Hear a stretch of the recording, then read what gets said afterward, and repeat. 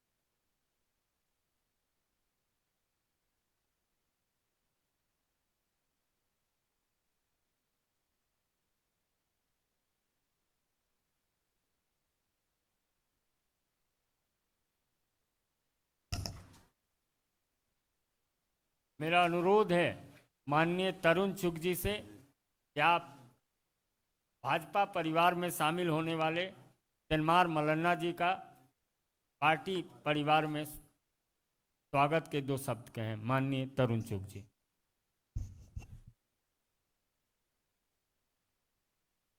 आप सबके जैसे ही एक पत्रकार तेलंगाना के अंदर एक बहुत बड़ी आवाज नवीन कुमार, जिनको तखल्लुस तीन मार मलाना, ये पेशे से पत्रकार हैं और एक ऐसे पत्रकार हैं जो जब लाइव होते हैं तो 1.75 लाख लोग इनके साथ एक्टिव जुड़ते हैं। अपने पत्रकारिता के माध्यम से लोगों के जीवन में एक जगह बनाने वाले, वहां की समस्याओं को जनता के बीच में ले जाने वाले, समस्याओं के लिए जुझारू रूप से लड़ने वाले, ऐसे शख्सियत के, ऐसे अनुभव के मालिक नवीन जी का भारतीय जनता पार्टी में मैं स्वागत करता हूं। और नवीन जी तीनमार मलाना जो पेशे से पत्रकार हैं, मेरे को याद है कि अगर आंदोलन खड़ा करना हो तो कलम उठाइए, अगर देश के अंदर जागृति लानी हो तो कलम उठाइए ये एक पुरानी कहावत है और उन्होंने तेलंगाना के अंदर टीआरएस की केसीआर नेतृत्व की जो सरकार है उनकी लूट खसूट वंशवाद भ्रष्टाचार परिवारवाद उसके खिलाफ कलम उठाई और कलम उठाई और उस कलम उस पत्रकारिता उस आवाज के साथ तेलंगाना के लाखों लोग जुड़ गए। जैसे लोग सुबह न्यूज़पेपर का इंतजार करते हैं, फर्स्ट न्यूज़ का मीडिया में इंतजार करते हैं, आजकल तो फ्लैश न्यूज़ का इंतजार रहता है, वैसे ही तेलंगाना की युवा जनता 3 मार मलाना की न्यूज़ का इंतजार करती है।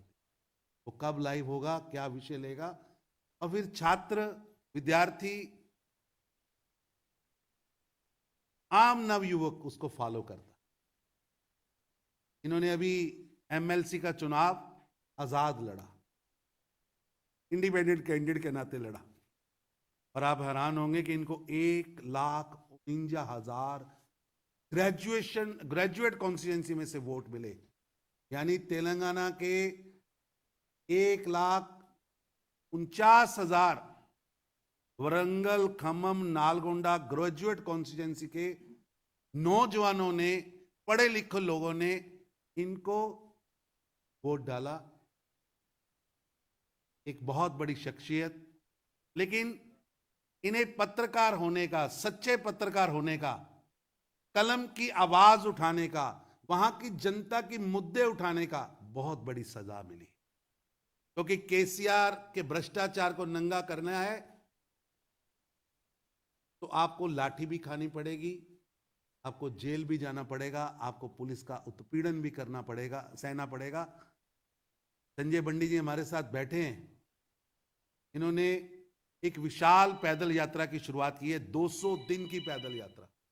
आज के युग में जब दुनिया व्हाट्सएप और मेल पर है, ऐसे समय में जब कोई स्कूटर मोटरसाइकिल पे सब्जी लेने जाता है, ऐसे समय में जनता के बीच गांव-गांव जाने के लिए तेलंगाना की सरकार के खिलाफ, तेलंगाना की जनता की आवाज को बुलंद करने के लिए यात्रा निकाली।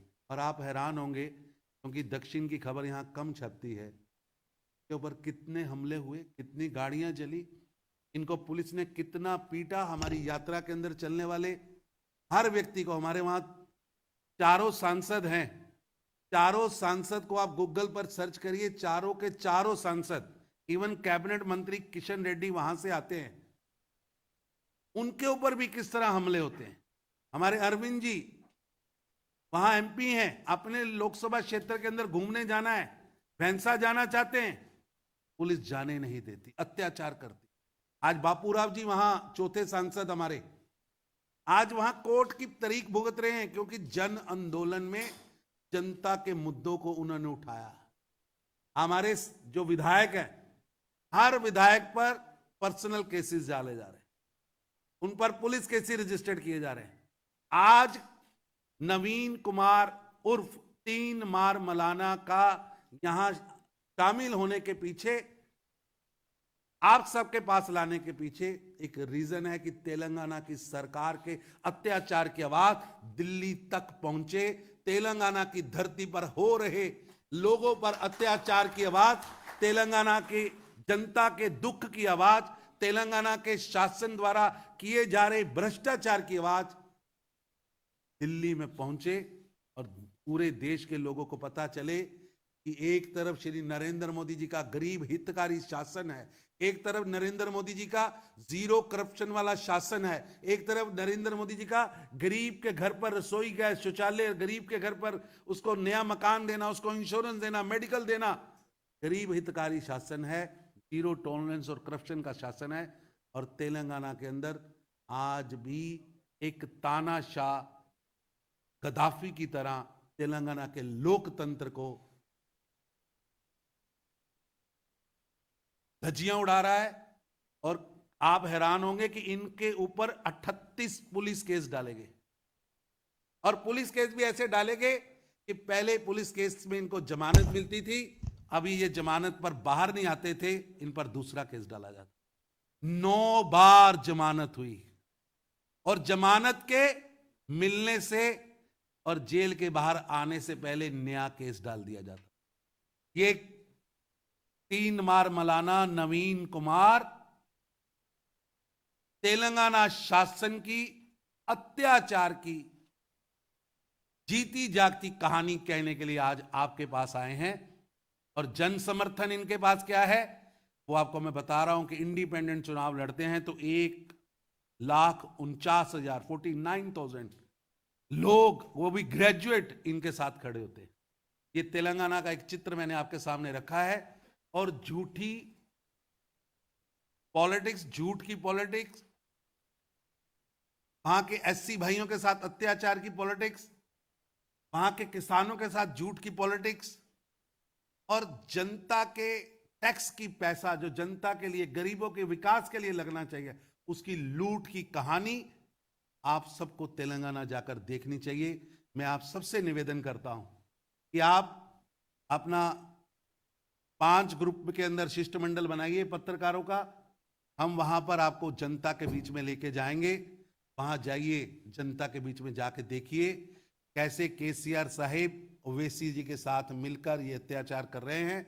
और आज 3 बार मौलाना को अकेले ज्वाइन इसलिए कराया गया है कि आपको ये एक पूरी वहां की व्यथा और कथा पता लग सके।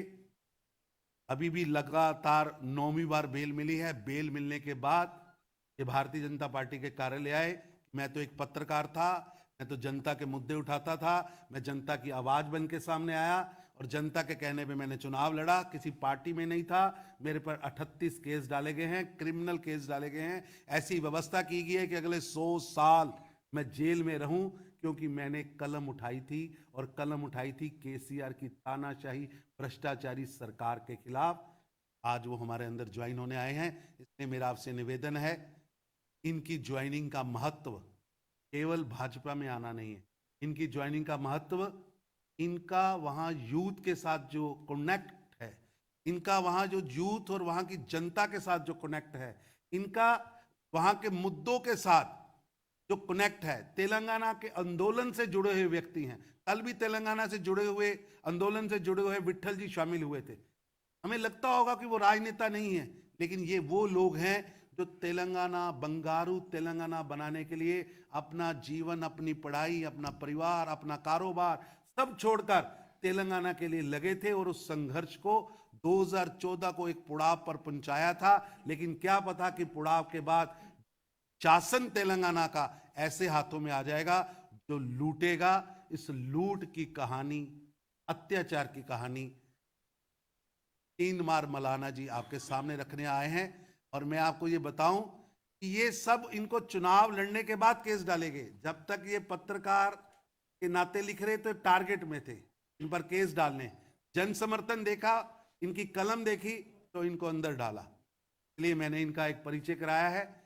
और मैं इनसे मैंने पूछा कि आप भाजपा क्यों ज्वाइन करना चाहते हैं। तो उन्होंने कहा कि भाजपा क्योंकि नरेंद्र मोदी जी का एक व्यक्तित्व है, देश के अंदर, विश्व के अंदर भारत की साख मोदी जी के आने के बाद बढ़ी है। नरेंद्र मोदी जी गरीबों के लिए काम कर रहे हैं। नरेंद्र मोदी जी मेरा जो मिशन एज ए पत्रकार मैंने शुरू किया था, जन समस्याओं को हल करने का, जीरो टॉलरेंस ऑन करप्शन का, उसको वो पूरा कर रहे हैं। इसलिए मैं नरेंद्र मोदी जी के साथ जुड़ना चाहता हूं, नरेंद्र मोदी जी की पार्टी भारतीय जनता पार्टी के साथ जुड़ना चाहता हूं। इसलिए संजय बंडी जी के पास गए, अरविंद जी के पास गए और ये इनको भाजपा कार्यालय में लेकर आए हैं। और कल भी ये इसलिए नहीं आए कि कल भी इनकी कोर्ट की तारीख थी। अब सोचिए 30 दिन महीने के होते हैं, 38 केस डाले हैं ताकि आदमी एक दिन के लिए भी तेलंगाना की अदालत से बाहर ना आ सके। ये 2 बातें मैंने आपके सामने लाई। मैं इनका स्वागत करता हूं। इन्होंने भारतीय जनता पार्टी की सदस्यता ज्वाइन की है। जो भारतीय जनता पार्टी ने तेलंगाना में एक आंदोलन शुरू किया है बंगारू तेलंगाना बनाने का, एक स्वच्छ तेलंगाना बनाने का, भ्रष्टाचार मुक्त तेलंगाना बनाने का, गरीबों के घर पे उजाला करने वाला तेलंगाना बनाने का, उसको संजय बंडी जी के नेतृत्व में भारतीय जनता पार्टी का हर कार्यकर्ता उस आंदोलन में शामिल है। आपको हैरानगी होगी कि आज भी पेट्रोल के दाम ना हुए, कल हुए नहीं हुए, आज भी भारत के अंदर सबसे ज्यादा पेट्रोल के दाम तेलंगाना में है। और तेलंगाना के मुख्यमंत्री जनता के मध्य आके कहते हैं नहीं कम करूं। इतनी तानाशाही। हुजूराबाद में चुनाव था, उनकी ही पार्टी के finance minister, health minister party छोड़ के भाजपा में आए। तानाशाही के कारण हमने टिकट दिया, चुनाव लड़े, तो उन्होंने वहां के लोगों की तुलना कुत्ते से की, जूती से की, और वहां की जनता ने उनकी तानाशाही को हराया है। मैं उसकी कथा आपके सामने लेके आया हूं, उसकी कहानी आपके सामने हूं। मैं तीनमार मलाना जी का स्वागत करता हूं। वो भारतीय जनता पार्टी में आए हैं और भारतीय जनता पार्टी के आंदोलन में एक मुख्य भूमिका में काम करेंगे, ऐसा उन्होंने कहा है। जो मुद्दे हम वहां उठा रहे हैं, जो नरेंद्र मोदी जी की सोच के मुद्दे हैं, गरीबों के हित के मुद्दे हैं, वो उनके साथ जुड़ेंगे, ऐसा उन्होंने आज सदस्यता ज्वाइन करते समय अपने मन के उद्गार स्पष्ट किए हैं। मैं संजय मयूख जी से कहूंगा कि कार्रवाई को आगे करें। मेरा विनम्र निवेदन है अपने लोकप्रिय प्रदेश अध्यक्ष माननीय संजय बंदी जी से कि आप भी स्वागत के दो शब्द। అందరికీ నమస్కారం. పెద్దలు తరుచు గారు మా జాతీయ ప్రధాన కార్యదర్శి తెలంగాణ ప్రభారి అనేక విషయాలు స్పష్టం చేయడం జరిగింది. ముఖ్యంగా తీన్మార్ మల్లన్న గారు తెలంగాణ రాష్ట్రంలో ఒక ప్రశ్నించే గొంతుగా ప్రజల ఆధారభావాల చూరగొన్నటువంటి ఒక వ్యక్తి తీన్మార్ మల్లన్న గారు. అటువంటి వ్యక్తి ఇవాళ భారతీయ జనతా పార్టీలో చేరడం చాలా సంతోషంగా అనిపిస్తున్నది. వారికి భారతీయ జనతా పార్టీ తెలంగాణ రాష్ట్ర శాఖ తరపున హృదయపూర్వక స్వాగతం పలుకుతా ఉన్నాము. తీన్మార్ మల్లన్న గారు ఏదో రాజకీయ స్వార్థంతో ఇలా భారతీయ జనతా పార్టీలో చేరడం లేదు.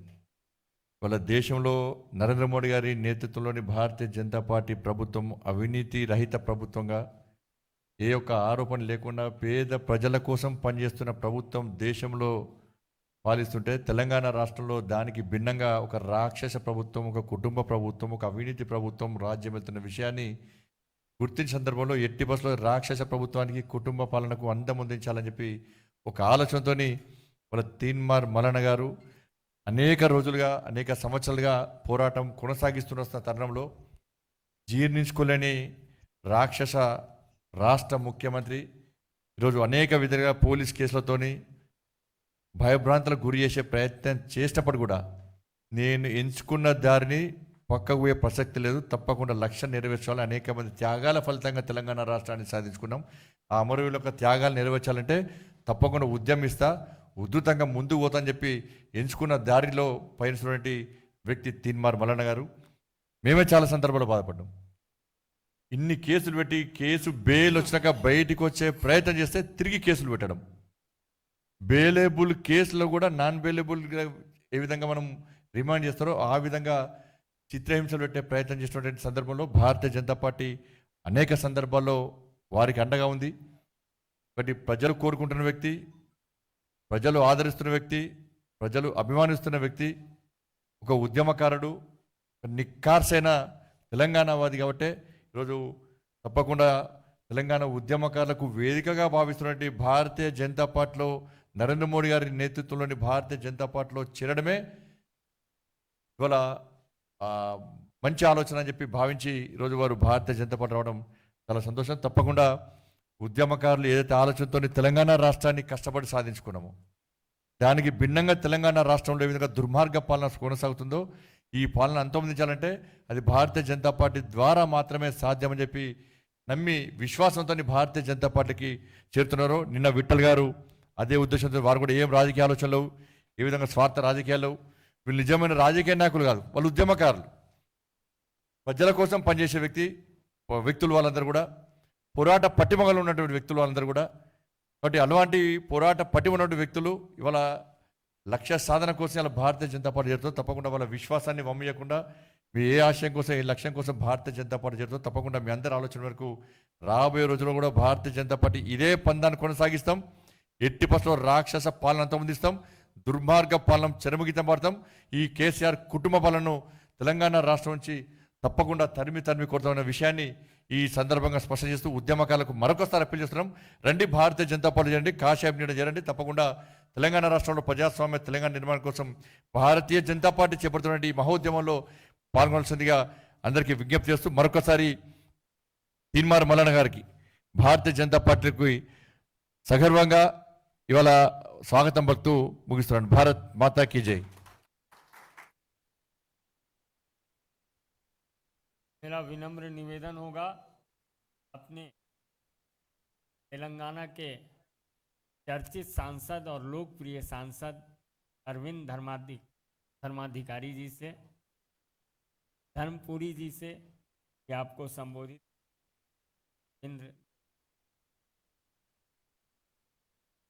माननीय तेलंगाना के प्रभारी राष्ट्रीय महामंत्री श्री तरुण चुग जी, अध्यक्ष तेलंगाना के भाजपा के बंडी संजय जी और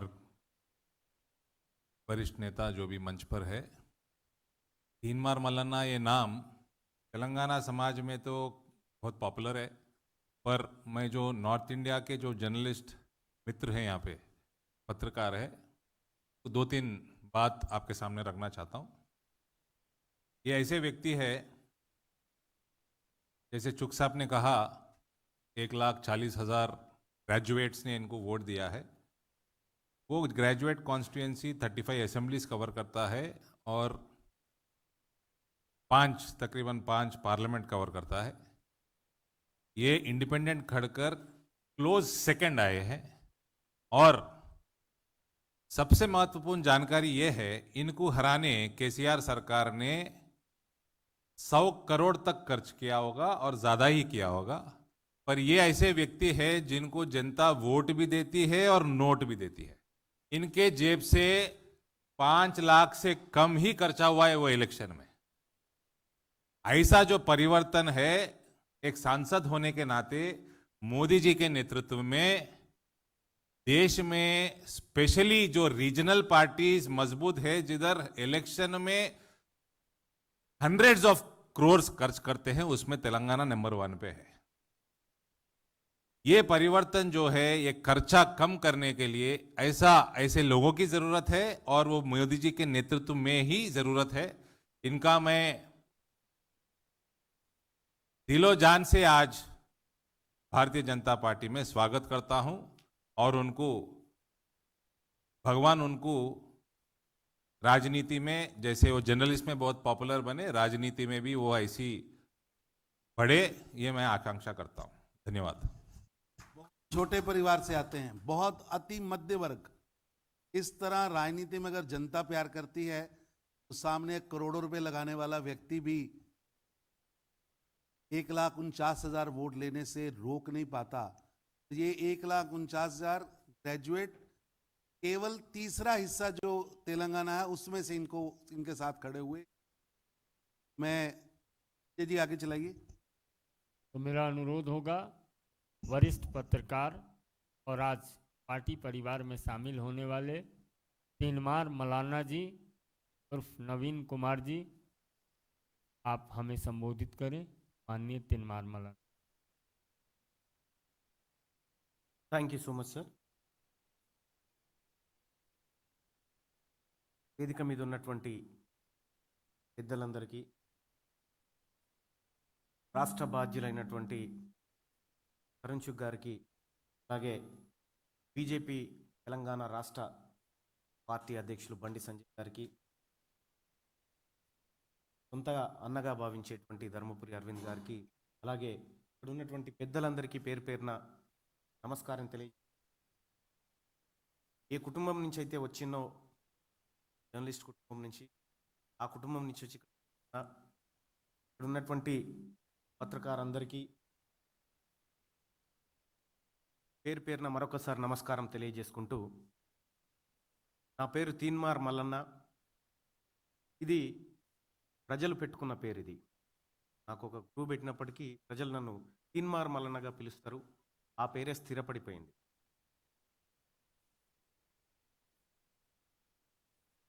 करता हूँ सर, बात करनी ये सभ्यत्व तो दिए ना मेरा.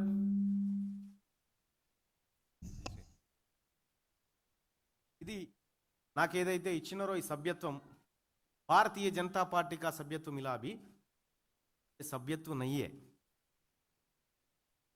तो क्या बोलते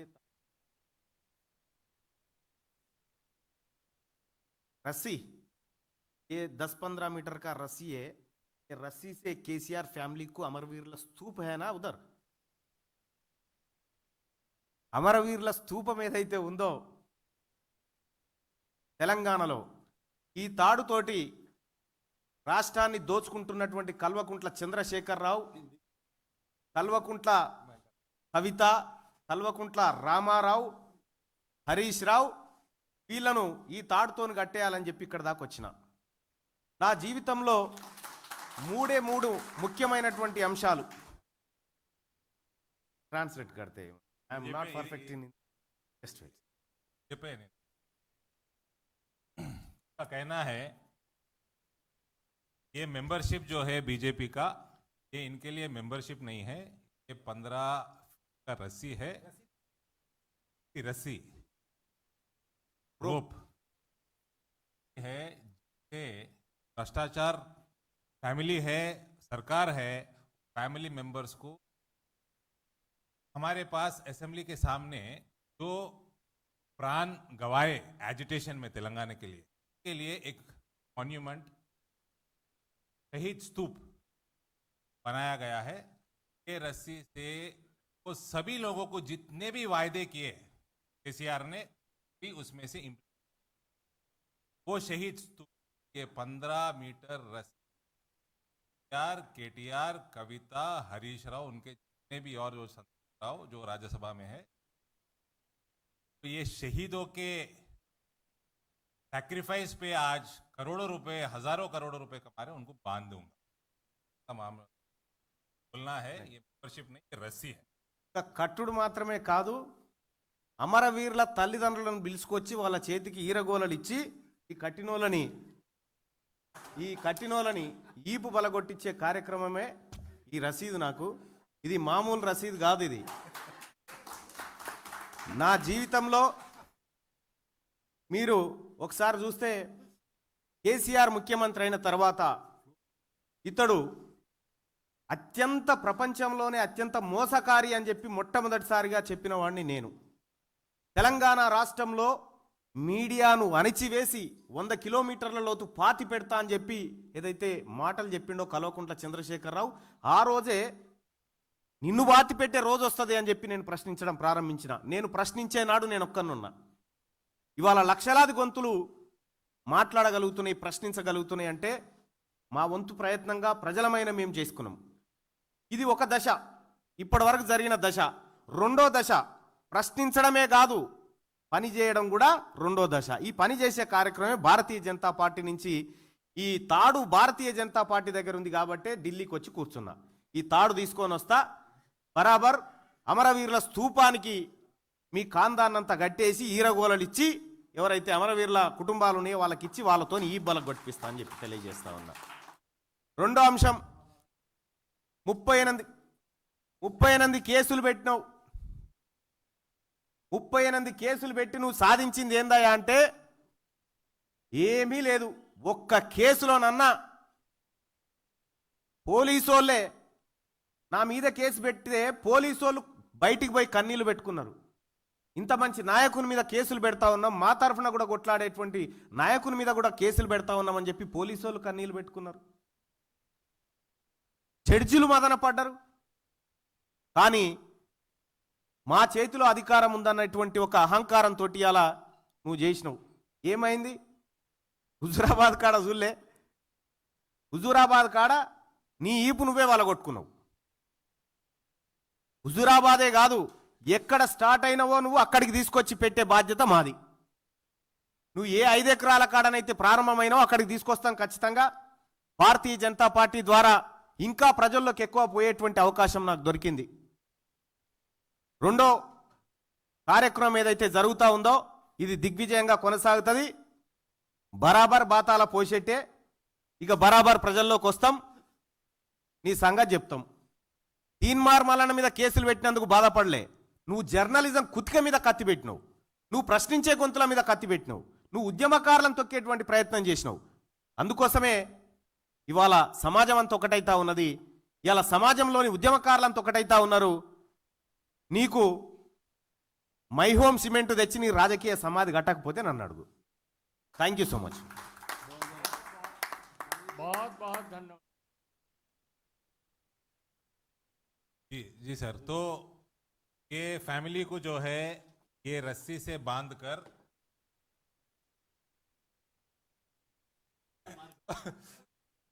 क्या मारते हुए हंटर मिलते हैं हमारे पास, हम